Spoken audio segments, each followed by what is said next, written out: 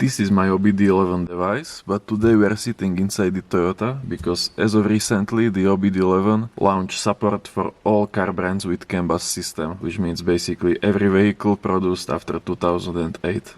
Okay, so I will hook it up to the car and we can find out if it is as advanced for Toyota as it is for Volkswagen and Audis. And also the other vehicles are supported only with this black adapter. The older white adapter won't work on other brands than Volkswagen, Audi, Skoda and Seat. So for the Toyota, the only viable adapter is this black one. Next generation adapter, as they call it.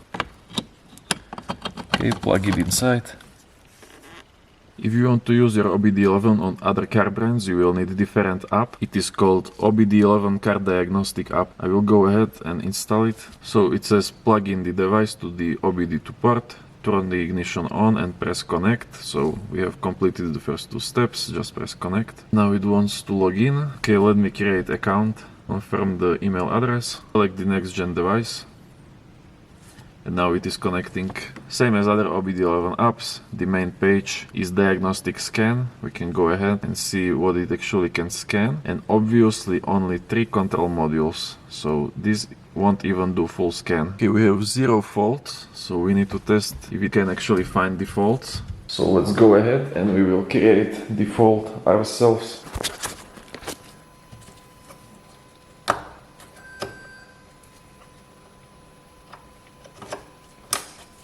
Okay, we successfully created the check engine fault. Here, let's do it one more time by pressing this rescan.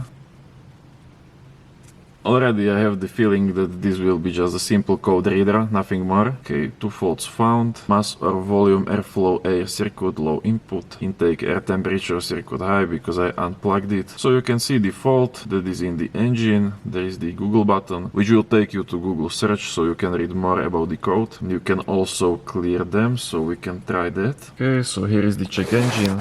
Let's slide and clear the codes. Clear all vehicle faults. It should reset the check engine light.